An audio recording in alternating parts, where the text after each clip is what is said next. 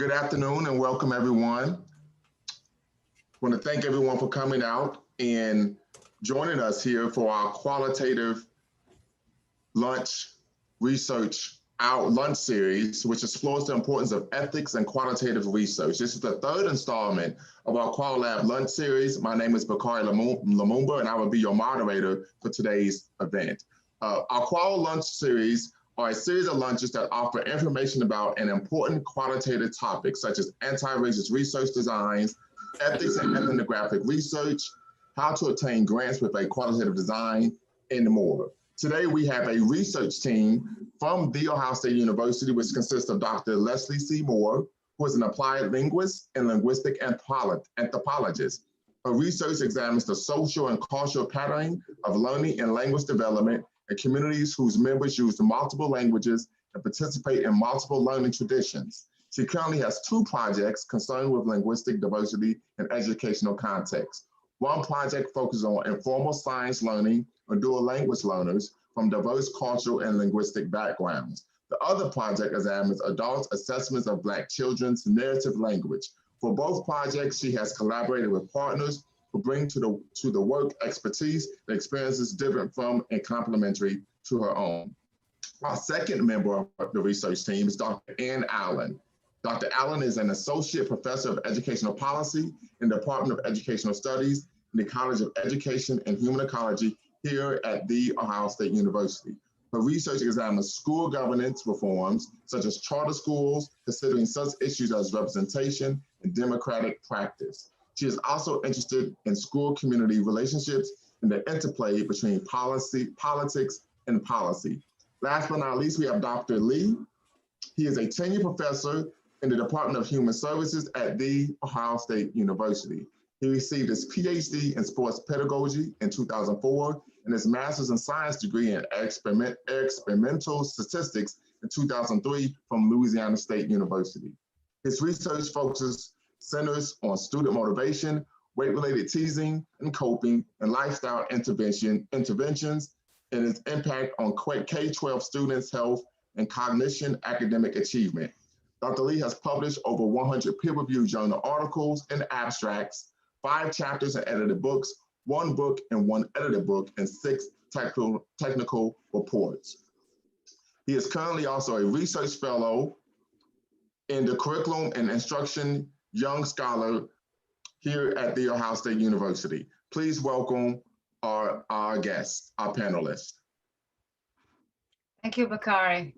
I'm Dr. Leslie Moore, and I am, in a sense, after Bakari, your host. I got together this group of 3 from the different departments in our college because I wanted to bring us together as a college, and because I think we do come, although we're all qualitative researchers, we are coming from different perspectives because of the academic spaces that we inhabit most of the time. So I want to thank Dr. Ann Allen and Dr. Weidong for joining me.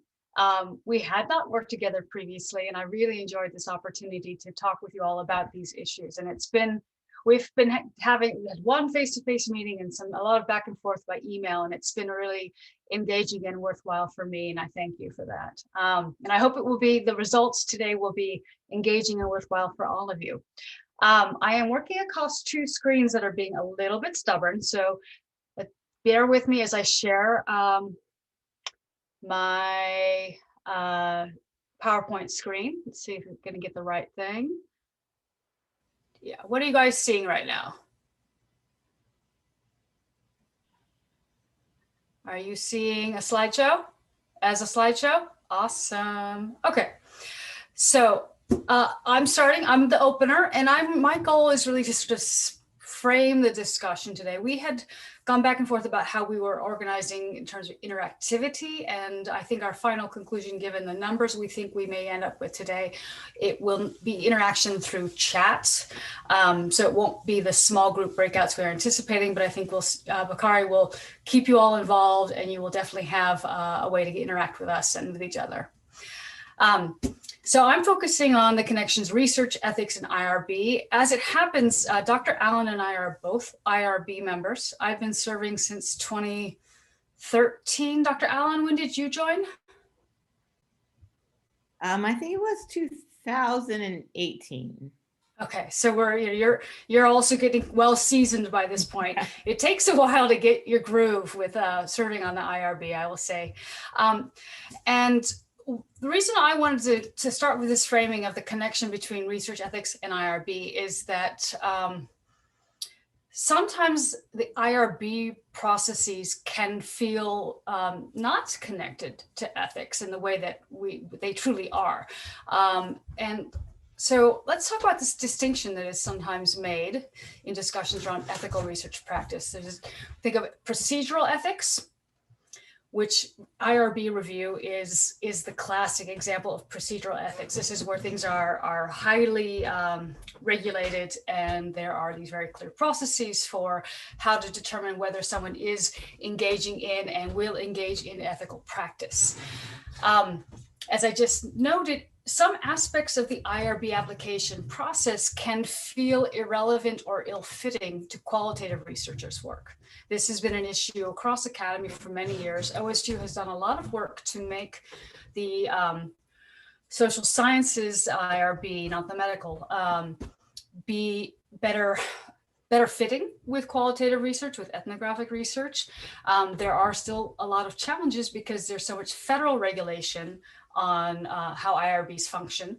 And federal regulation focuses overwhelmingly on medical research. That's the main stuff that they're concerned with. But I think our institution is working hard on that. And we have several qualitative researchers on the IRB currently. So that is good. Now, the other type of ethical practice, we think of as situational ethics or practical ethics. And these are the difficult, subtle, and usually unpredictable situations that arise during research practices. This is the stuff of, this is the daily life. This is the lived experience of doing ethical research.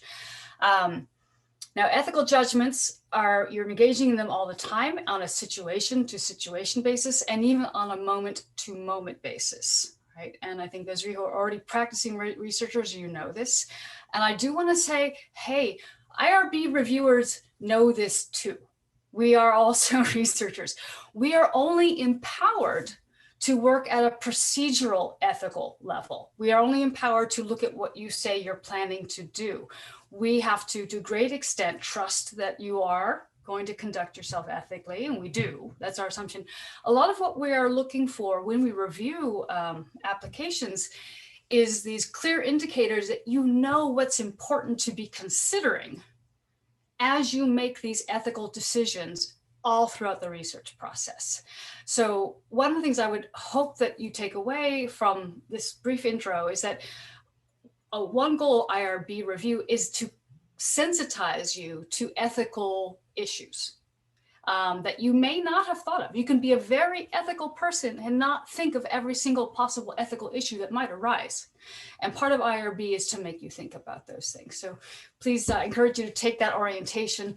And one little more plug on IRB. One of the things I'm trying to get the word out in EHE about IRB and ORRP, the Office of Responsible Research Practices, is if during your application process you're dealing with problems with the modifications, they really do want you to call them. So call them up. One phone call can work out a lot of issues that a string of emails is not going to resolve. So just let me make that little push. All right, moving on. So 3 core principles inform IRB and research ethics, right?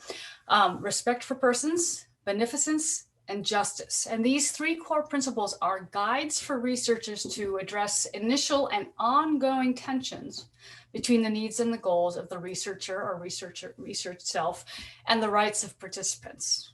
And I just want to run through these real quickly, again, as a reminder, because these 3 core principles really cover a lot of ground.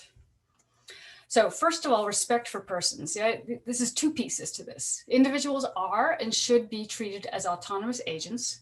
This has been challenged as it is a cross-cultural issue, that the way we conceive of individuals as autonomous agents can vary culturally, and that indeed is true. The other part is individuals with any sort of diminished autonomy due to youth, illness, mental disability, or restricted liberty should receive additional protections. So essentially what respect for person means is that you're recognizing the authority of an individual's preferences and choices about their life. And in IRB processes, respect for persons is primarily expressed through meaningful and voluntary informed consent. You will notice I did not just say informed consent. I said meaningful and voluntary informed consent. And that's something that we can get into more detail, but particularly for qualitative work, that can be really important. It's important for any research, but we're talking to this audience. I want to spin out a little bit on informed consent because this is a very, very big issue. There are three key features: disclose to potential participants all the info they need to make an informed decision, facilitate their understanding of what you have disclosed, and promote the voluntariness of the decision they make about whether or not to participate in the research. And all of these seem sort of self-evident, and this shouldn't be a problem. It can be more complicated than it looks on the surface. And again, that we may be getting into that today. Most important point I want to make about informed consent is that it is an ongoing process. It is not just a form. It is not a single event, right? Consent must be revisited and maintained over time as research relationships transform and as types of the information being shared change. This is really important in qualitative, ethnographic, especially work, longitudinal work. Researchers often become close to their participants in various ways, and participants may begin sharing information that they don't think of as being data. And it is up to the researcher's responsibility to keep checking in with people about what's data and what's being shared in some non-research way. And that's just one dimension of the complexities. How about now, beneficence, that's the principle 2. And that's maximizing possible benefits for society and research participants and minimizing the possible harm to participants. In a lot of qualitative work, the primary risks, possible harms have to do with exposure of their data, but it can also be that just by participating in the interviews or whatever kind of data collection you're doing can cause emotional distress to participants. Those are the issues that you're probably used to addressing in your IRB applications and in your practice, right? The principle of beneficence has to be considered throughout the research enterprise at every stage. And in qualitative research, decisions about beneficence often are not made only by the researchers, right? Notions about reciprocity. Who decides what it means to give back? The researcher may think one thing counts as giving back, and research participants may see it very differently. Different research participants may see that very differently. And then collaboration, that's another important dimension of a lot of qualitative research. With whom are we collaborating? How are we collaborating with them, and for what purposes? I know in my own work in the museum world, in the informal science world, I have my community partners who are COSI, Head Start, Columbus City Schools. But how about the parents and the children with whom I am doing the research? They are not conceptualized as community partners as we think about community partnerships, but I need to actually be thinking about them as partners in this research too, and not just subjects, as we used to say in the past. Third core principle is justice, and that is essentially about the fairness of distribution of research benefits and burdens. Questions of justice and equal treatment are critical, particularly in the selection of participants, right? That's the main phase of research where this plays out, but not the only phase. Investigators must not offer potentially beneficial research only to some groups, right? And they should not select only accessible, vulnerable, or disadvantaged groups for research that involves high risk or little prospect of direct benefit. And this can be very tricky in the sense that some of the populations that are least researched, and there's a need for research in that area, they are not very accessible. They may be vulnerable, they may be disadvantaged in various senses, and there may be risks involved, particularly if we think about children of undocumented immigrants. That is a very complicated space in terms of vulnerability, but also these are folks that there needs to be more work with how they can be better served by educational institutions, right? So this work of justice and beneficence can get very, very complicated when we think about the real risks to participants versus how much benefit they will directly experience from our research. So, as I've noted already, ethical issues arise in every phase of research. When you're designing it, when you're applying for your IRB, when you're recruiting participants, when you're doing informed consent, when you're engaged in collaboration, reciprocation, data collection, data analysis, reporting and disseminating. Some of these phases are temporally bound, right? When you do the IRB application, that is a bound event, right? It may take a while, but once it happens, it's done. Of course, there are amendments. And then recruitment also, once you've recruited somebody, that's happened. But many phases in research are not so temporally bound, right? As we noted already, informed consent is an ongoing process, not an event. Collaboration and reciprocation are ongoing. They can change over time in significant ways. Probably need to be checking in with people on that you're working with on these points. So the ethical questions don't just happen when you decide, here's how we're doing it. There may be questions arising as things unfold and change over time. So that's it for me in terms of framing. And I think we'll go straight to Anne as opposed to taking questions, because I think the questions will come up as we get into some more specific, concrete examples. Dr. Allen. All right, thank you so much, Dr. Moore. That was really great. And just as an IRB member, I have to underscore how important all of this really is. The ideas of respect for persons, beneficence, and justice are going to flow through all of the slides that you see today. I wanted to focus primarily on what we do with the data when we collect it and what are the ethical concerns that we see there. So one of the things I wanted to start with were some thoughts actually from Donna Mertens, who wrote a chapter in the ethical use of qualitative data and findings in SAGE's handbook, qualitative data analysis. And there were a couple of questions there that I thought were really useful. And one of them was for us to think about what responsibility we have to try to change things when we see injustices. So when we bear witness to racism, ableism, autism, or sexism, what do we do as researchers? What can we do? And another question she asks is, how can we design, conduct, and use our research to facilitate the type of social change that we're looking to impact? And then the third question that she asks, that I think is really useful, is what happens to our research once it's left our hands, and how do we control that? What can we do about that? Those are questions that have come up for me in my research, and I'd like to share a couple of examples of those with you. I had some other questions that I wanted to add to the mix before I get into some of those cases. So just thinking about my own work and my own qualitative work, these are questions that come up for me. So what responsibility do we have in using the stories or experiences of others? They are giving us an ability to think about their own experiences and use those experiences to help others. And so what is our responsibility in carrying their voices? What's your role as a researcher and a member of the research community surrounding your project? And this ties right into Dr. Moore's discussion of beneficence. What is that relationship? And what are our responsibilities with that relationship?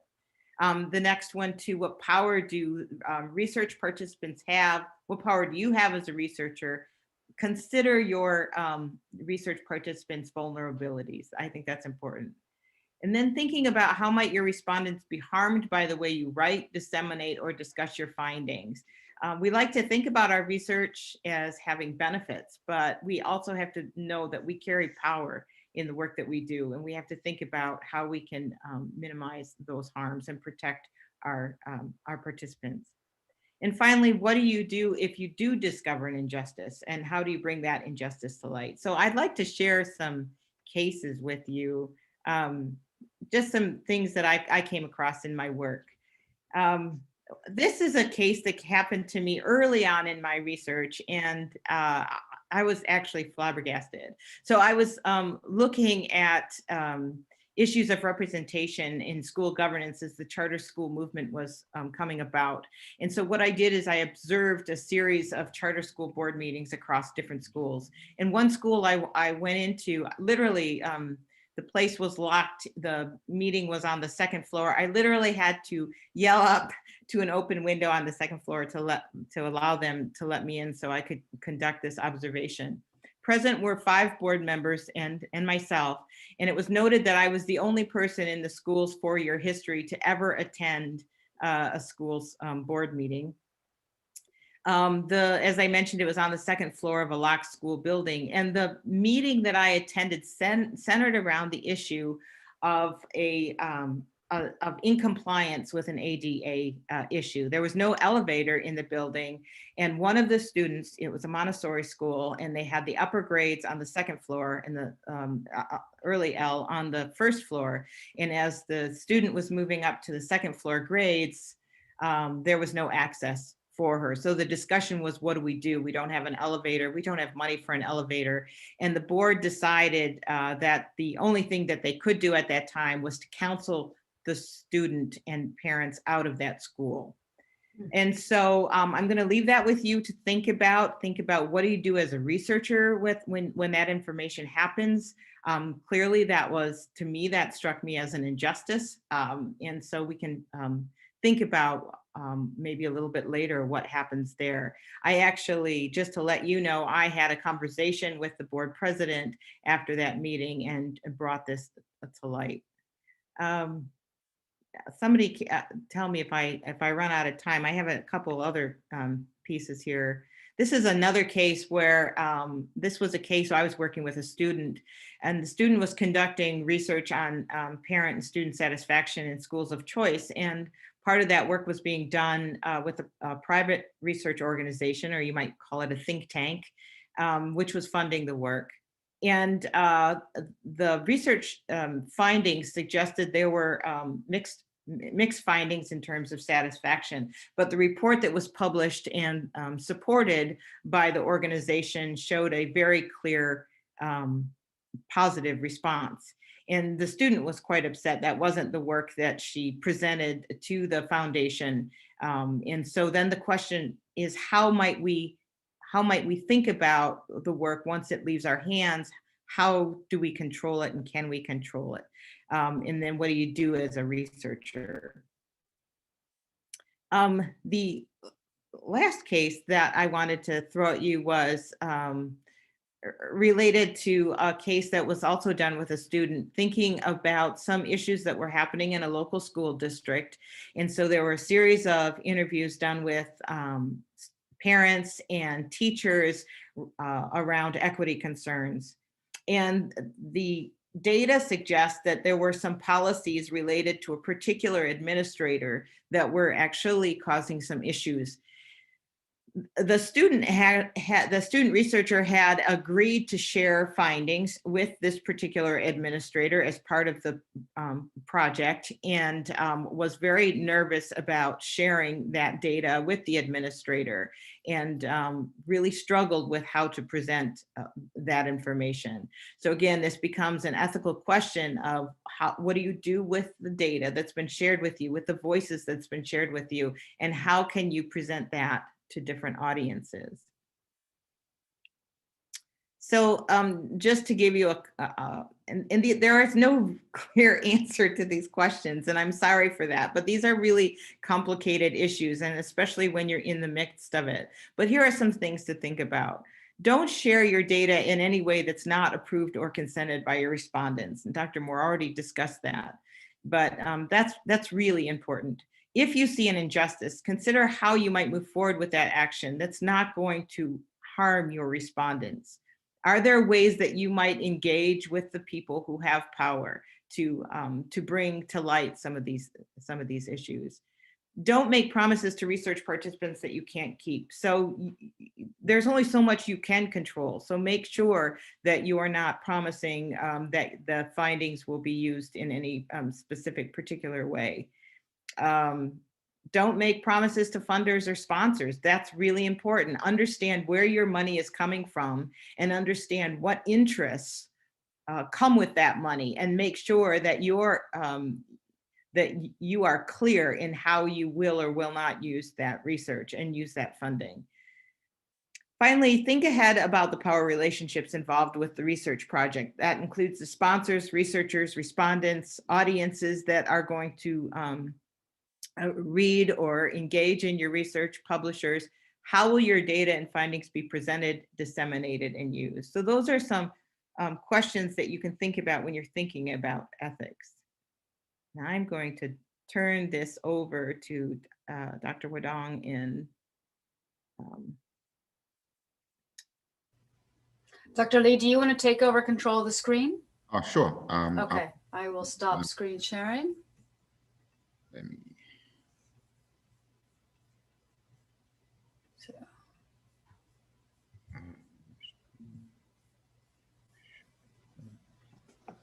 Just to give all the participants a reminder that if you have any questions, you could please feel free to share those in the chat. And when we get to the question and answer section of our series today, we will make sure that we're able to have the panelists answer your questions.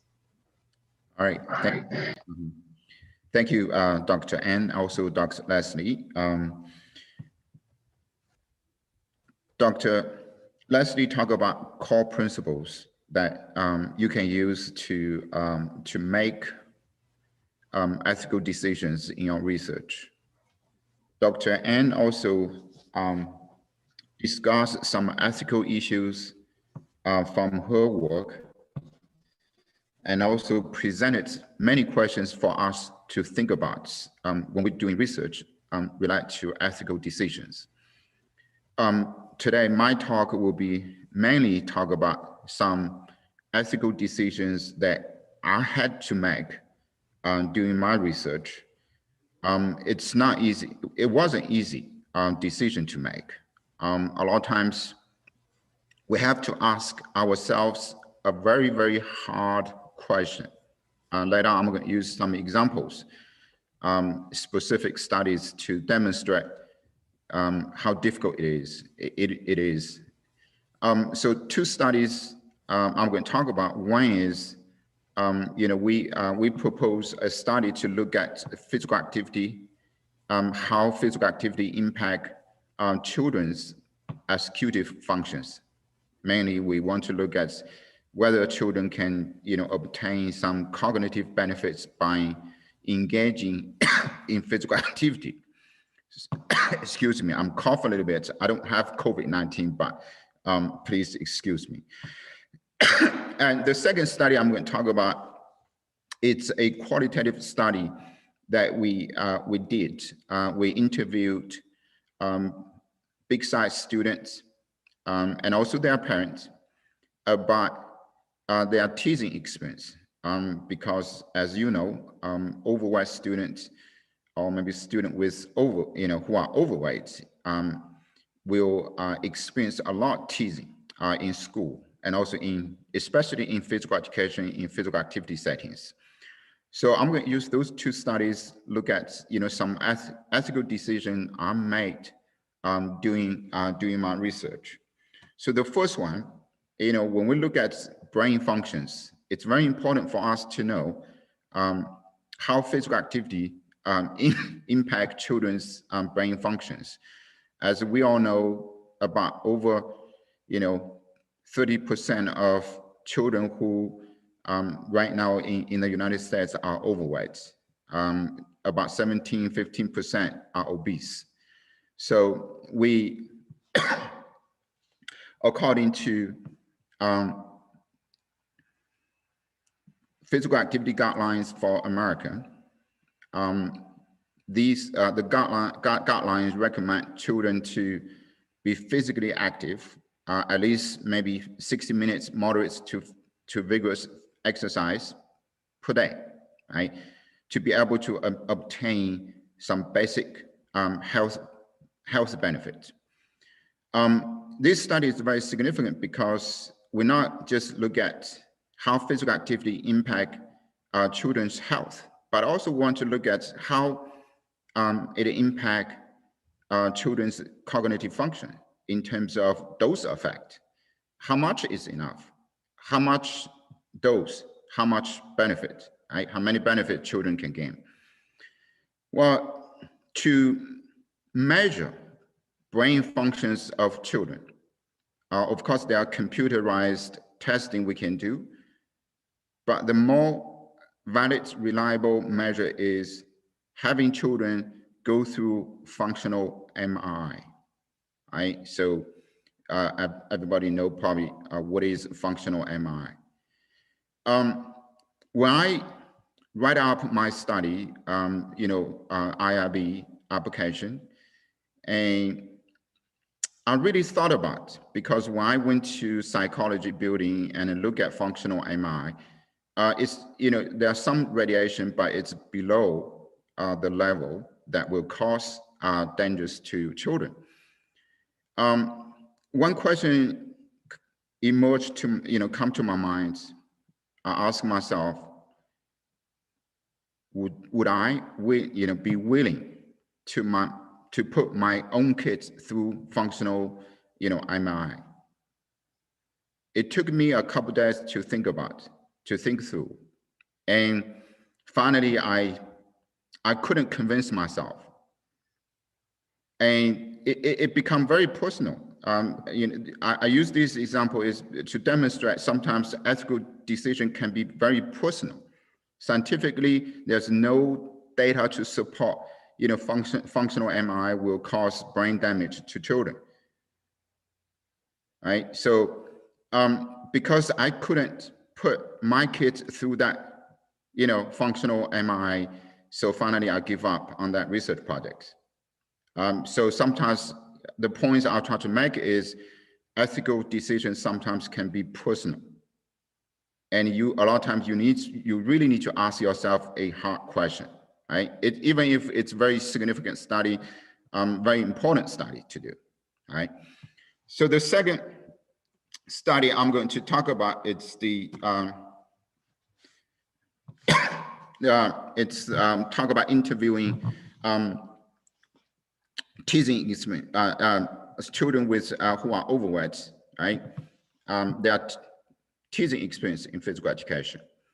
For this project, as we all know, obesity is very sensitive, especially in urban setting, African-American community. But it's very important research project to look at, because we want to develop a healthy, physically active lifestyle among children who are overweight or obese, right? So there are a lot of ethical issues actually emerged from that project. As we went through IRB data collection, and even we talk about interviewing, maybe later on reporting, we try to publish data. The first one is language to use, right? There are so many terms you can use to represent children who have BMI is larger than 25. Some people use supersized children. Some people use big-sized children. Some people use overweight or obese children. Some people others use children who are overweight or obese. Well, different terms has been used, different, talk about different language.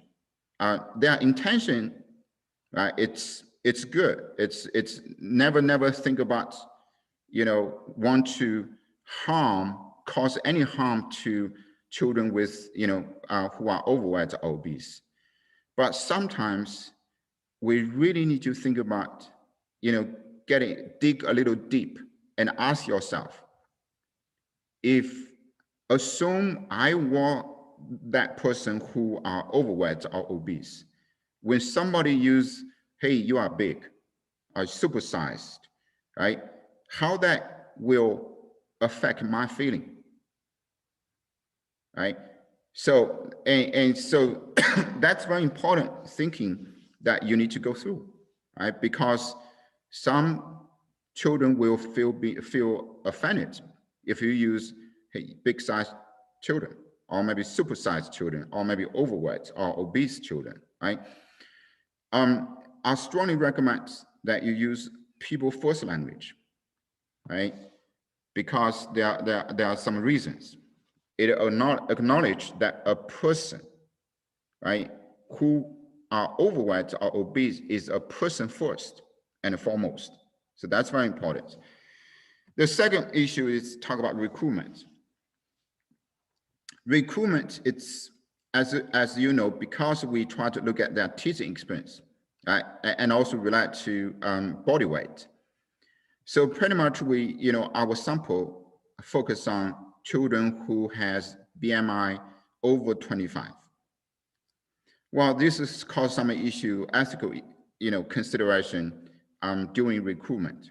So when we went to school, we didn't try to recruit children who either maybe with a normal weight or maybe thin student, a student who are thin, right? Or maybe healthy, okay? And that's caused some issues because it make students who are overweight or obese felt uncomfortable because we single out them when we did recruitment, right? So we report to IRB, University IRB, and later on we find solutions. Find solutions. One is we kind of make sure we do a lot of recruitments privately instead of in public, right? And the second solution we had is we recruit some students with normal weight or maybe healthy weight, right? So that will kind of help out in terms of not single out those students who are overweight or obese. And the next ethical decision we encountered was doing observation and also interviewing. When we did observation, sometimes we stood very close to them because we want to see how they react, how they behave in physical education, and also when their peers made some comment, right? How did they feel about those comments, right? So, but that kind of make them, also feel uncomfortable because we kind of brought attention to them because of our presence, right? So this is, excuse me. So how, where are we going to stand, right? In terms of proximity, in terms of to observe their behaviors in physical education. And the other one, we talk about interviewing. During interviewing, as we all know, right? When people talk about their bad experience, they sometimes reluctant to talk about. Sometimes they felt embarrassed, right? Sometimes they feel very sad, emotional distress when they recall those experiences. So there are a lot of things you have to think about during interviews, which means relate back to Dr. Ann, also Dr. Leslie talk about respect their privacy and also respect their feelings during interview. You cannot pressure them to talk and make them feel uncomfortable, right? Sometimes we, as researchers, we want collect data for our research projects, but we really need to think about some strategies and to make them feel comfortable to talk about their experience, rather than force them to give you the data that you want, right? And the last one I will be talking about is during the interview, some participants mentioned about, I want to cut myself. I want to take away my life, my own life. So those are pretty much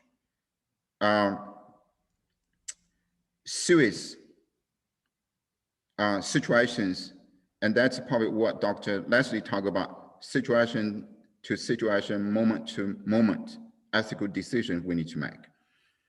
So this occur not to just to one or two participants. We talk about a significant portion of participants, talk about, you know, children with, you know, who are overweight, obese, because was taught so much in school, not just by teachers, by their peers, also at home by their parents, siblings. I mean, they need some help. So as researchers, when we, you know, when participants told their feelings, right, their emotions, one ethical decision we need to think about is, should we refer them to professionals and ask for help, right? Because it could happen, what thing can happen is some kids may do it in the future, right? So they may just kill themselves, right? So this is, you know, the ethical decision we need to make is, we need to stop doing the interview.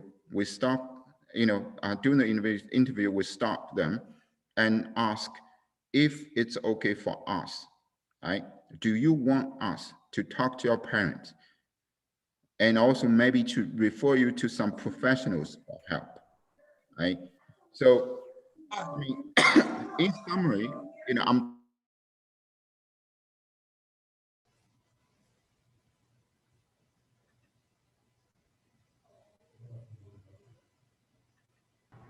Yeah.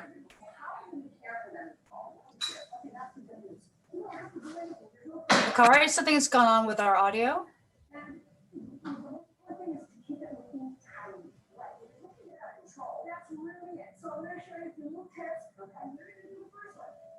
Did I?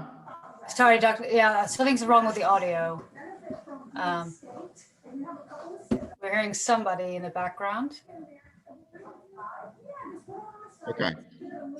And I lost you for a little bit, Weidong. I'm not sure whether everyone did, just for a couple seconds there. That's no problem.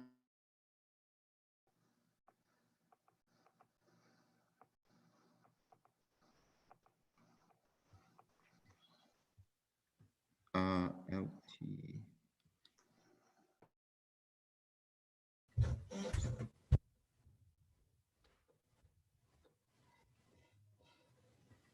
Okay. Wow. Did I? Okay, good. You're good. Thank you.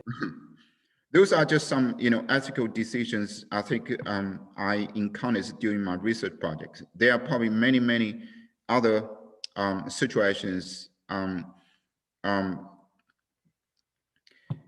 One thing I want everybody to think about is, when you do your research projects through different phases, you need to constantly reflect in terms of, did I make an ethical decision in terms of having my participants in my research projects, you know, from IRB process application throughout reporting, constantly reflect and try to become an ethical researcher. All right, thank you very much.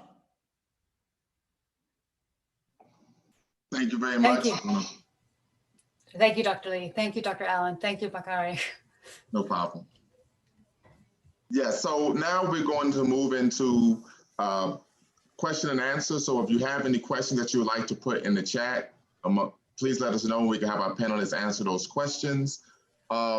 Just want to thank once again all of the panelists for coming and taking time out of their busy days and their schedules to be here with us and help us have our third in the series of our QualLab lunches, where we focus on, of course, qualitative research and the different issues that go on there. So what I'm going to do is unmute the participants here, and hopefully if anyone has any questions, let us know.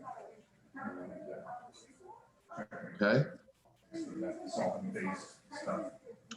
But that doesn't seem to be the case. But just want to let everyone know you can go to our website at osu.edu/QualLab to see our events. We have an upcoming unapologetic educational research webinar featuring Dr. Rich Milner, who is actually an OSU alum. He's going to be speaking on interrogating the ethic perspective in the new focus on race.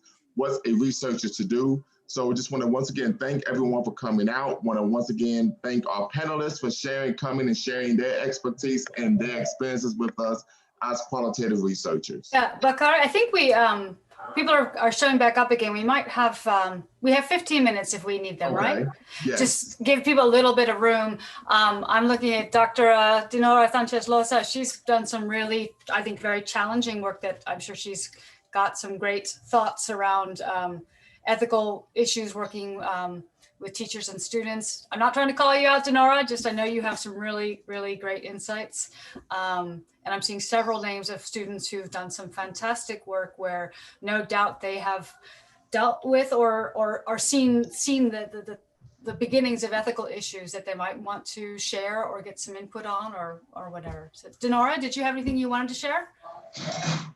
I think I just am full of a lot more questions. And exactly what you were saying, Dr. Moore, I was thinking about, my work and just the question of power. I think when Dr. Allen spoke earlier about issues of justice and when we want to intervene and when we want to share our research, just thinking about the power dynamic between the researcher and the communities that we're in. But I think a lot of times we've been focused on thinking of communities and our participants as perhaps coming from more marginalized communities. But in my case, it was a community that actually had a lot of power in a lot of different ways. And so, I'm still, it's something that I'm continuing to wrestle with. And as y'all were speaking, just thinking about who our obligations are and what our obligations are to.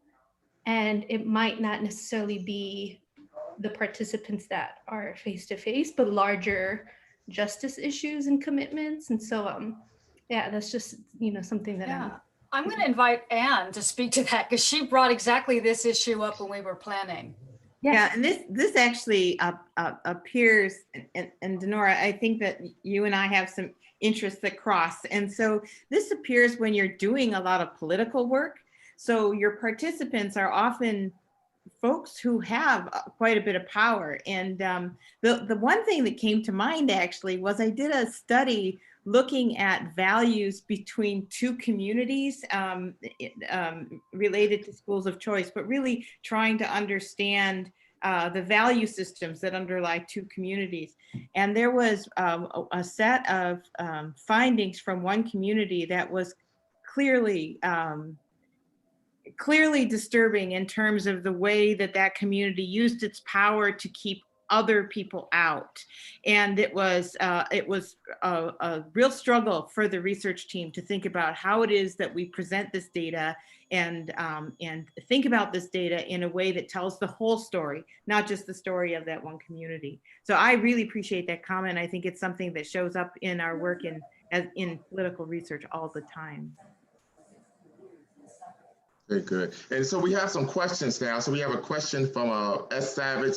Question is, could you explain any related ethical issues for amending a previously approved IRB study? That's an interesting question, and it's got a lot of room.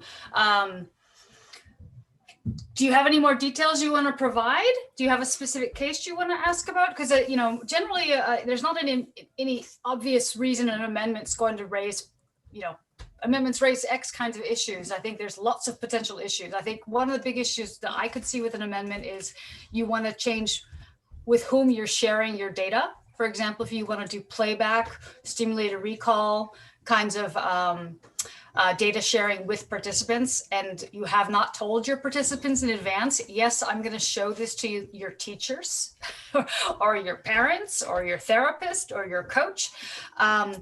you know, that's stuff that you got to go, that's got to be an amendment. It's going to require going back to your participants and that informed consent as ongoing process. Any changes that you make in your, any amendment you make, any change you make in your research, first thing you should think about is, and IRB asks you to do this, what impact will this have on your participants? That is your first and biggest, most important question to ask. That's the first thing that comes to my mind. Is there anything else that you want to more particularly address in that question? So if they said no, they said that's fine. So we Okay. have one more question. This is from Gerald Tang. What happens if you are doing international research where laws are different in other countries outside of the US?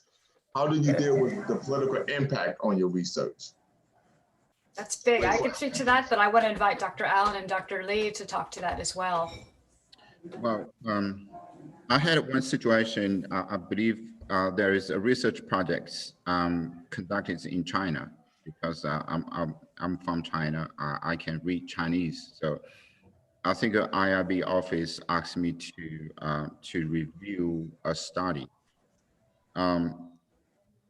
They want me to answer a question is how, I cannot remember, 1 second,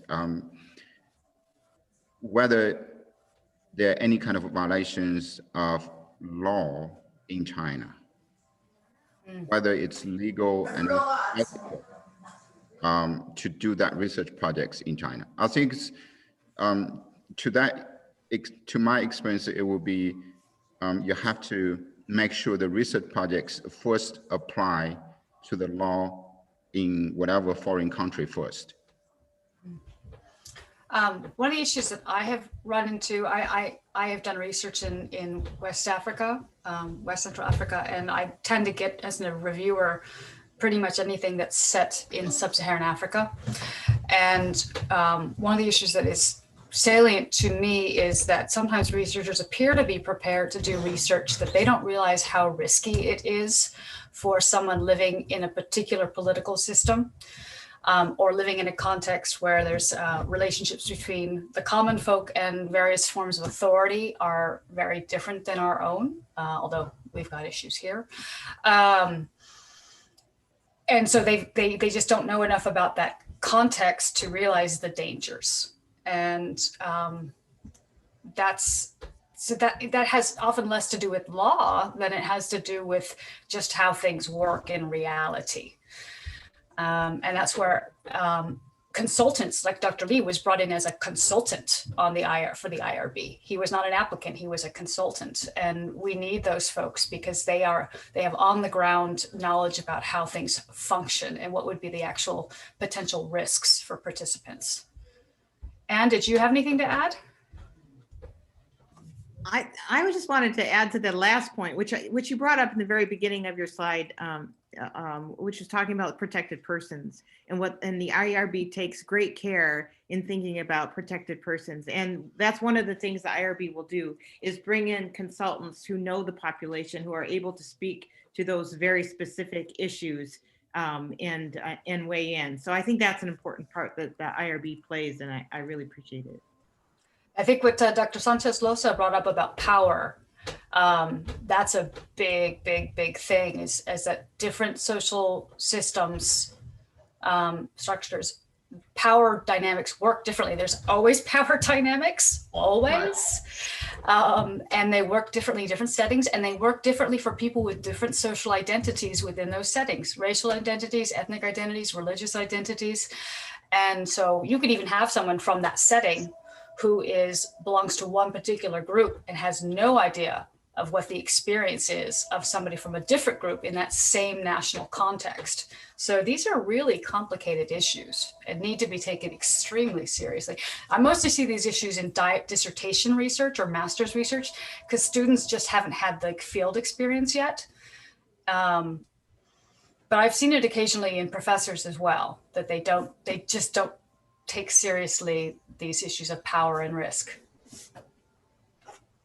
Nora, did you have anything to comment on that? You have to unmute. Yeah, no, I was having someone oh yeah, quiet the noise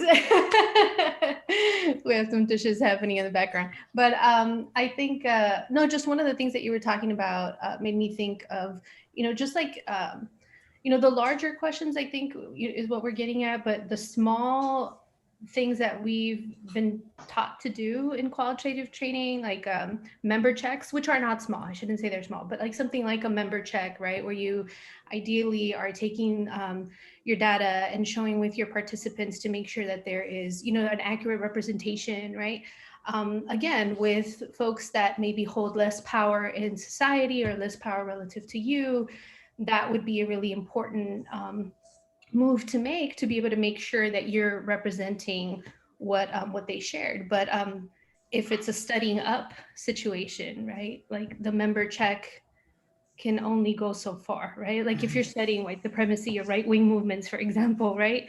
What kind of member checking are you going to do with what participants are sharing if it might open up a Pandora's box of then having to talk about ideological differences that you might have between a participant, right? Or if you're starting, studying issues of like gender discrimination, right? Like, what would a member check look like with, a person in power to say, or, like a white male executive, right? It's like, so you are discriminating against the women is what you're saying, right? You know what I mean? Like what really would the member check look like? And I think that also kind of points to, what are the ethics in each of those, tools that we have, right? Like what do you share in a member check and for what purpose? And then, yeah. Yeah. Very good, very good. So are there any other questions by any of the participants or our panelists before we close out? Okay. Well, just want to say once again that we thank everyone who took time out of the day to be here with us in this virtual reality of Zoom, right? Once again, I want to thank our panelists, Dr. Moore, Dr. Allen, and Dr. Lee for sharing their expertise in qualitative research. And just want to, once again, excuse me, implore everyone to go to our website at u.osu.edu/QualLab and take a look at the several other sessions that we have in the qualitative lunch series, as well as our unapologetic tour where we are interrogating anti-Blackness and white supremacy in qualitative research. Thank you once again, everyone. Thank you, Bakari. Thank you so much. Thank you, Dr. Allen, Dr. Lee, and thank you all the participants. Bye. Bye-bye.